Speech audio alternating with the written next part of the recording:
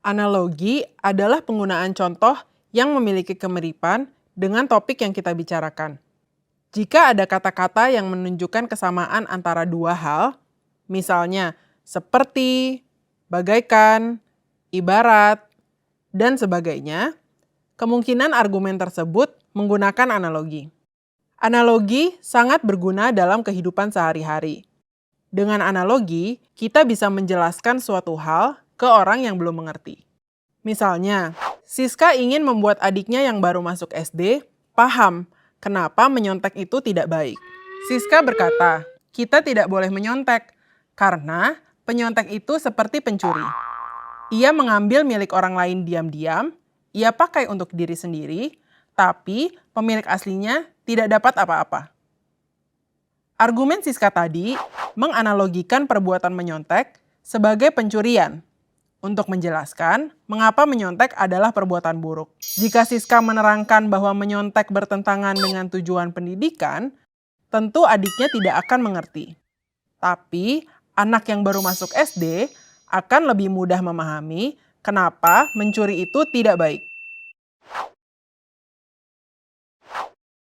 Untuk membuat analogi yang baik dan mudah dipahami, mari kita simak langkah-langkah berikut. Pertama, contoh yang digunakan harus sesuai fakta. Pada dasarnya, contoh adalah premis dari sebuah argumen. Agar kesimpulan argumen kuat, maka premis harus benar atau sesuai fakta. Banyak orang memakai peribahasa atau dongeng sebagai contoh dalam analogi. Misalnya, kita harus tabah jika ditindas orang lain. Ketabahan akan berbuah baik, seperti bawang putih yang menerima mukjizat karena selalu sabar walau dizalimi bawang merah dan ibu tirinya. Analogi ini lemah, karena cerita bawang putih bawang merah tidak benar-benar terjadi. Akibatnya, kita sulit untuk percaya bahwa ketabahan betul-betul akan berbuah baik. Kedua, pastikan contoh kita punya cukup banyak kemiripan dengan topik yang kita bicarakan.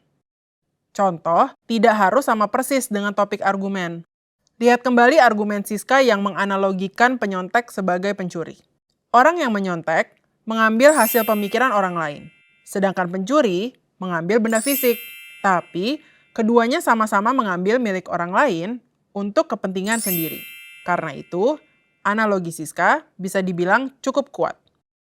Bandingkan dengan contoh berikut. Makanan itu seperti bahan bakar. Tanpa makanan, tubuh kita tidak bisa beraktivitas. Analogi ini sangat populer. Padahal, ini adalah analogi yang lemah. Karena terlalu banyak perbedaan antara fungsi makanan untuk tubuh manusia dan fungsi bahan bakar untuk mesin. Makanan tidak hanya berpengaruh terhadap energi tubuh. Makanan juga bisa berpengaruh terhadap berat badan, kesehatan, bahkan hormon, sehingga berdampak pada emosi. Semakin banyak perbedaan antara dua hal yang dibandingkan, semakin lemah pula analogi kita. Itu tadi dua langkah yang harus kita perhatikan sebelum membuat atau memeriksa sebuah analogi. Perlu diingat, satu analogi berlaku sebagai satu premis saja. Sekarang, kita akan mulai dengan generalisasi, salah satu jenis penalaran induktif. Apa sih generalisasi itu? Jika kita mengambil kesimpulan tentang seluruh kelompok berdasarkan informasi tentang sebagian anggotanya, maka kita melakukan generalisasi. Kelompok bisa berupa sebuah organisasi, suatu suku bangsa, sejenis benda, atau topik tertentu. Sedangkan informasi yang dimaksud bisa berasal dari pengamatan kita sendiri terhadap sebagian anggota kelompok itu, atau dari sumber lain. Namun, dalam generalisasi, informasi yang kita gunakan untuk menilai kelompok sebenarnya tidak lengkap, karena hanya diambil dari sebagian, bukan seluruh anggota kelompok. Karena itu, kesimpulan yang didapat dari generalisasi hanyalah sebuah dugaan, bukan pernyataan yang mutlak benar. Contohnya, mari kita lihat tweet berikut. Tahukah kamu orang Indonesia sangat suka makanan yang pedas? Tweet tersebut membuat kesimpulan umum tentang selera makanan sebuah kelompok, yaitu orang Indonesia. Mungkin si pembuat tweet sering bertemu dengan orang yang suka makanan pedas, Mungkin juga dia banyak menjumpai menu pedas di restoran yang menjual makanan Indonesia. Tapi tidak mungkin kan dia sudah bertanya kepada semua orang Indonesia atau mencoba semua makanan Indonesia. Jadi, untuk menilai sebuah generalisasi, lihatlah sebagai sebuah dugaan. Apakah dugaan ini punya dasar yang kuat? Lalu, bagaimana cara membuat generalisasi yang baik? Pertama-tama, gunakan lebih dari satu contoh. Misalnya, Nana berkata, Pak Bayu menolak membayar iuran sampah bulanan. Penghuni perumahan ini memang sangat kikir. Nana berkesimpulan bahwa seluruh penghuni perumahan bersifat kikir hanya berdasarkan satu contoh, yaitu Pak Bayu. Karena itu, yang dilakukan Nana adalah generalisasi yang lemah. Agar kesimpulan Nana menjadi kuat, ia harus menyebutkan lebih banyak contoh penghuni lain yang perilakunya dapat dikatakan kikir. Cara kedua, gunakan contoh yang benar-benar mewakili keseluruhan kelompok. Lihat contoh argumen berikut. Sebagian besar anak kelas 12A diterima di universitas negeri. Karena itu, tingkat keberhasilan masuk universitas negeri di sekolah ini dapat dikatakan tinggi. Generalisasi ini kurang kuat, karena contoh yang digunakan tidak mewakili keseluruhan siswa kelas 12 di sekolah tersebut. Bisa saja sekolah itu mengumpulkan anak-anak yang pintar di kelas 12A, sehingga wajar jika sebagian besar diterima di universitas negeri. Jadi, kita harus mengambil contoh dari kelas-kelas lain, bukan hanya kelas 12A saja. Yang ketiga, waspadai informasi yang tersembunyi. Contohnya, dalam 1 tahun terakhir, ratusan orang meninggal akibat kecelakaan bus. Karena itu, bus bukanlah alat transportasi yang aman.